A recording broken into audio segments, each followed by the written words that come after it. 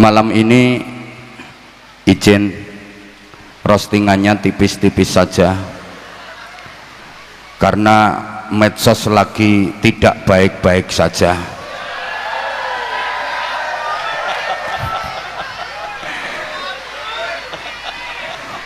Kita berdua harus bertanggung jawab karena roastingan dahsyat itu kita berdua yang memulai, sehingga banyak ditiru di mana-mana, akhirnya ada yang kesleo. Ini penanggung jawabnya adalah beliau. Apalagi saya udah terkenal raja roasting, oleh karenanya mohon doa mudah-mudahan selamat.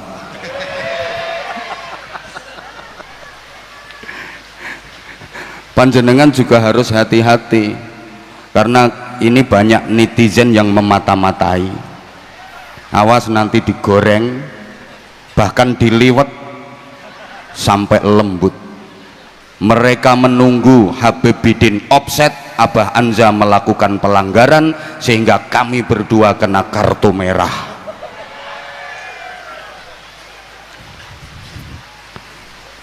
Singkat-singkat saja saya, karena visi dari Pak Dr. Wahyu Tri Asmara, namanya keren. Wahyu itu anugerah pemberian, Tri itu 3, Asmara itu cinta. Berarti beliau mendapatkan anugerah 3 cinta. Memang cinta itu ada 3 tingkatannya. Level cinta ada 3. Ada cinta mulia, ada cinta madya, ada cinta hina. Cinta mulia, cinta level tertinggi, itu cinta kepada Allah dan Rasulullah Shallallahu Alaihi Wasallam. Cinta madya itu cinta pertengahan, cinta kepada orang tua, cinta kepada istri, kepada anak, kepada keluarga.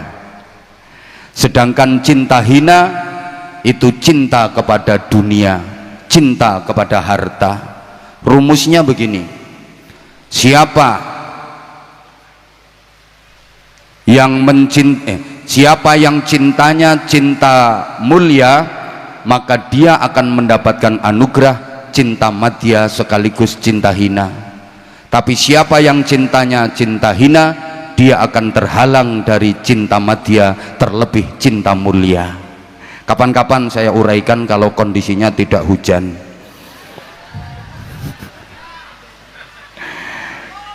Skincare, ini pengajiannya kan judulnya skincare.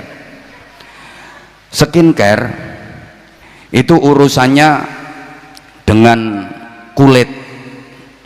Karenanya ceramah saya malam ini hanya akan mengingatkan kepada seluruh jamaah bahwa sesungguhnya kita diserang macam-macam penyakit kulit yang berbahaya, tapi kita kurang menyadarinya, sehingga nggak ada inisiatif untuk berobat, nggak ada keinginan untuk sembuh, karena kita nggak sadar kalau sesungguhnya kita diserang penyakit-penyakit kulit tersebut.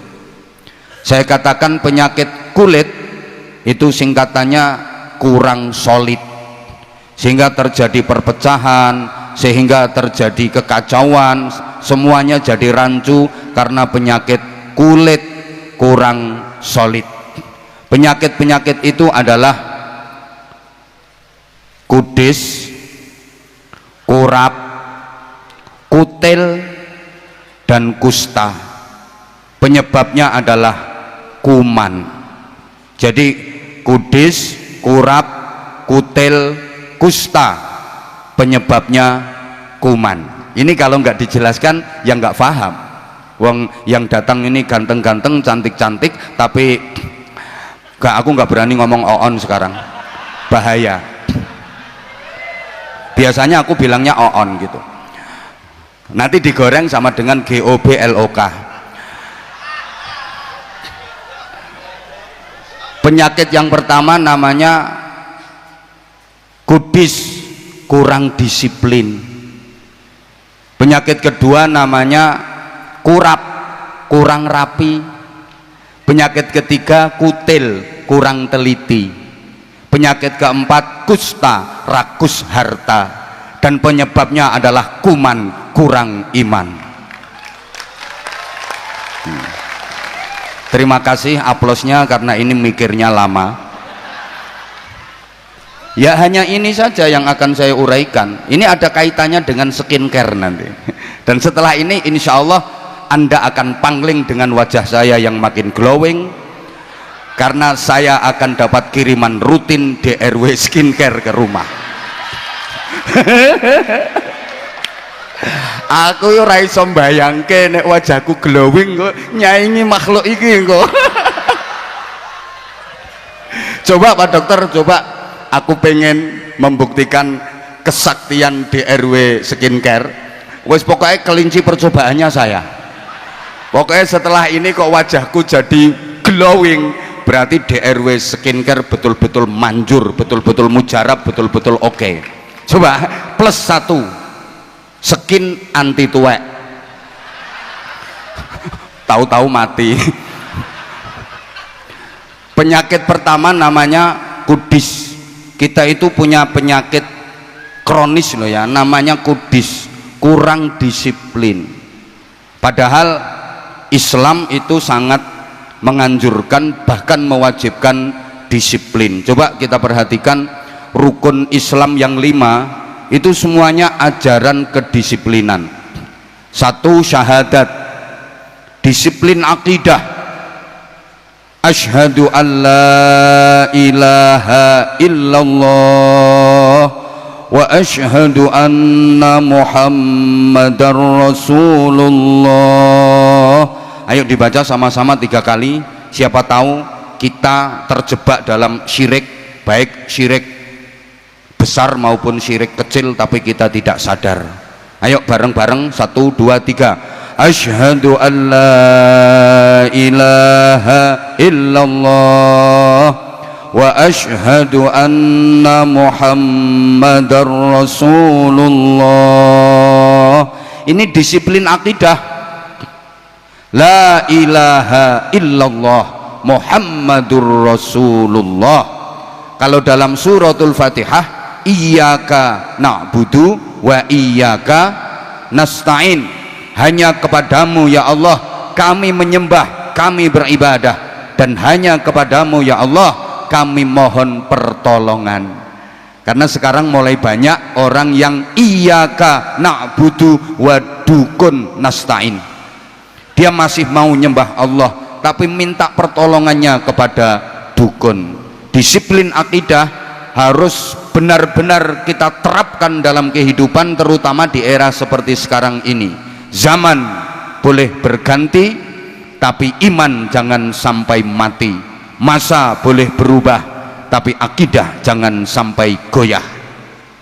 Jadilah seperti ikan di laut, walaupun direndam air asin bertahun-tahun, tapi ikannya nggak katut asin.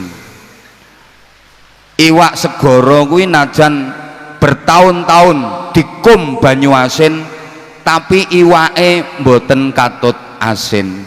Kenapa? Ikan laut yang direndam air asin bertahun-tahun kok tidak ikut-ikutan asin? Karena ikannya hidup, sebab iwake urip. Loh iya, lah kalau ikannya mati, lah itu gampang kena pengaruh.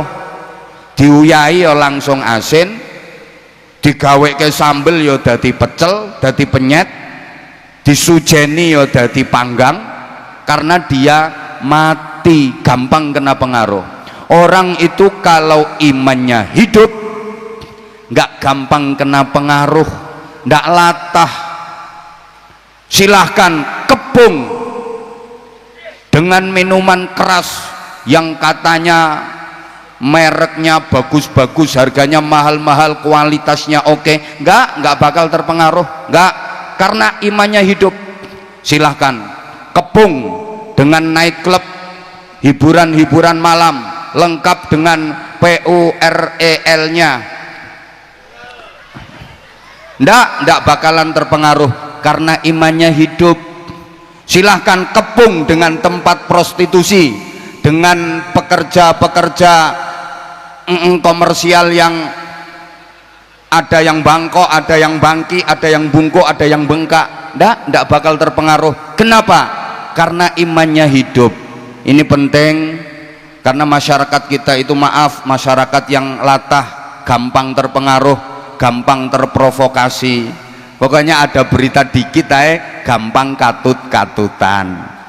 Maaf, itu tandanya imannya mati. Udah, yang kedua, rukun Islam itu sholat, disiplin waktu.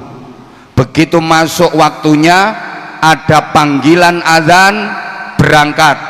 Begitu masuk waktu, ada panggilan, laksanakan. Kita dituntut untuk disiplin waktu.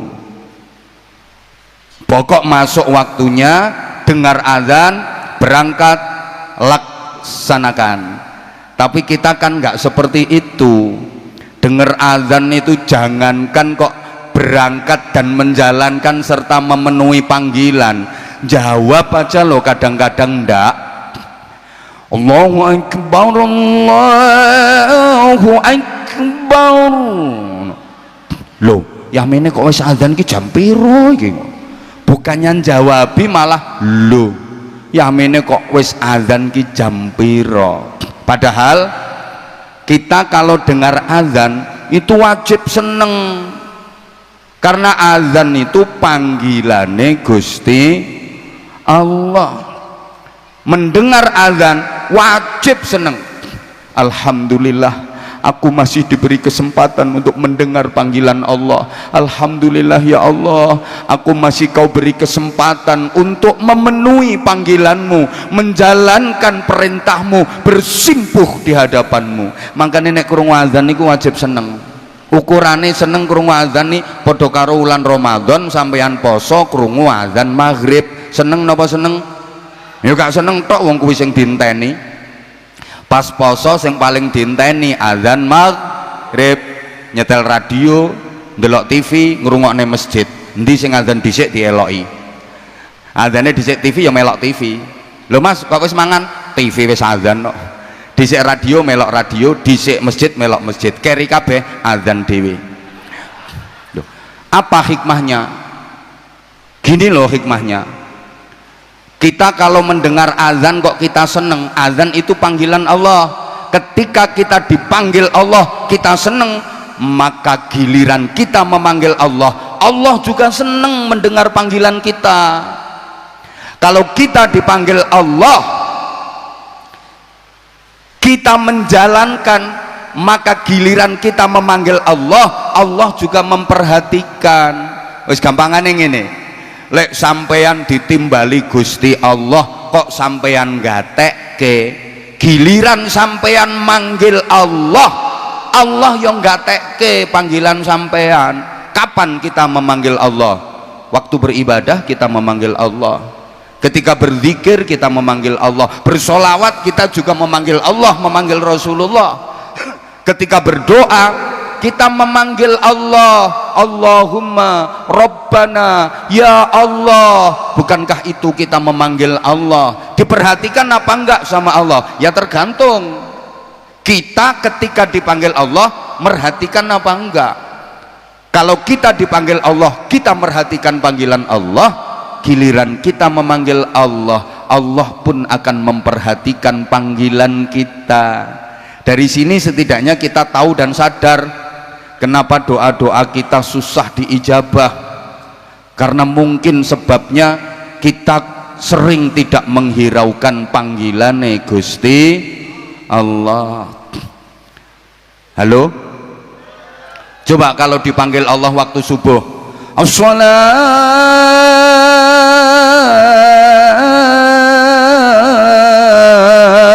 khairum minan naum.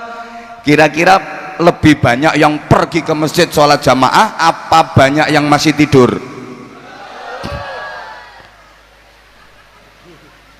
Berarti prinsipnya dibalik, an-naumu khairum minas sholat. Tidur lebih baik daripada sholat. Wong dipanggil kok malah kelon. Izin, kalau di Purworejo sini 5 waktu masjid-masjid sepi apa rame? Oh rame, berarti orang-orangnya nggak sholat ya, berok-berok ya di masjid ya.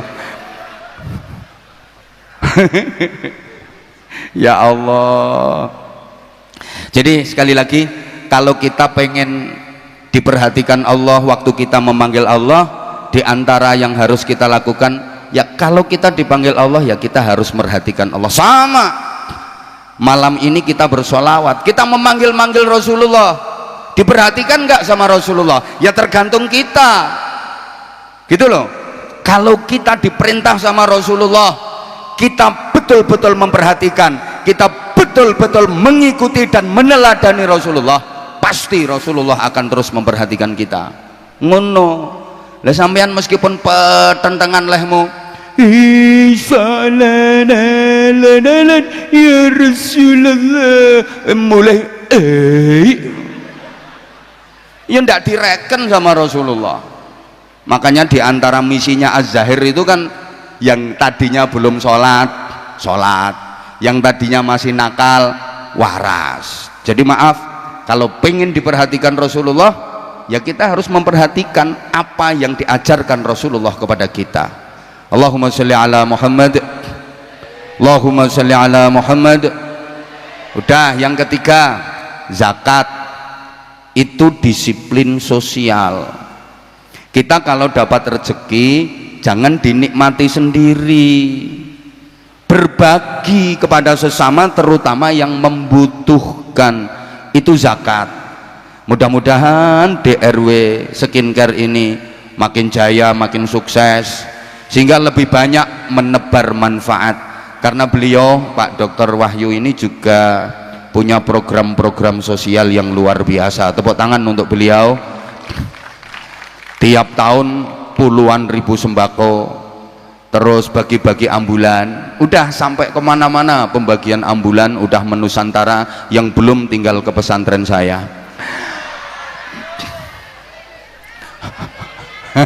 Izin Pak Dokter, sama. Makanya saya baca profilnya jenengan itu saya seneng. Wah, ini misinya kayak saya. Ya walaupun kita kelasnya beda, wilayahnya beda. Kalau saya mohon doa, ini dibilang sombong terserah, izin bayai niki min babi sombong ini niki. Lare-lare sing derek kula ten pesantren sekarang udah 2.500 lebih dan semuanya free, bebas biaya. Dari 2.500 sekian itu yang 700-nya adalah anak-anak yatim. Mohon doanya Pak Dokter, ini saya sampaikan supaya hati penjenengan terketuk.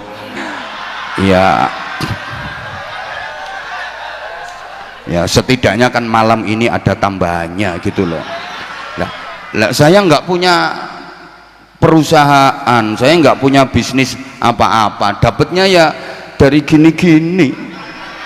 Makanya kalau ada yang bilang, oh boy jual agama, aku loh nggak pernah tawar menawar. Namanya jual agama itu nyang-nyangan. Iso dodolan agama lho, lambe syukur mbletat ae. Lihat dulu kegunaannya, lihat dulu manfaatnya. Yaitu kalau untuk kepentingan pribadi mungkin zalim. Kalau saya meskipun mahal misalnya,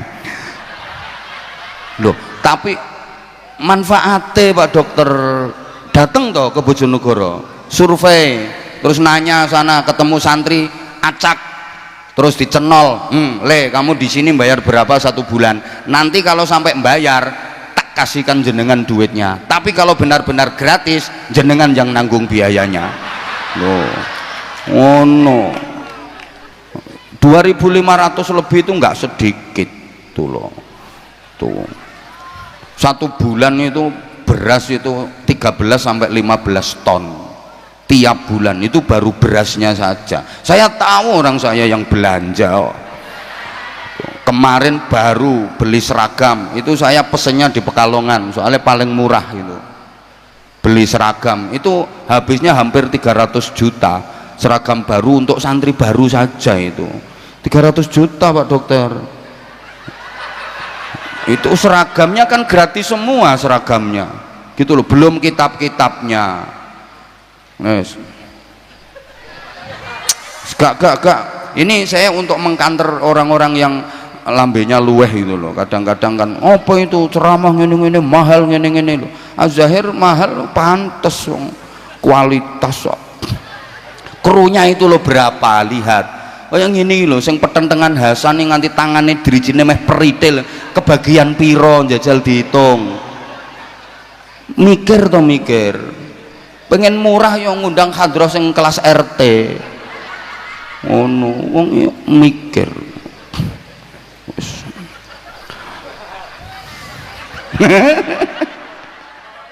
Ya Allah, udah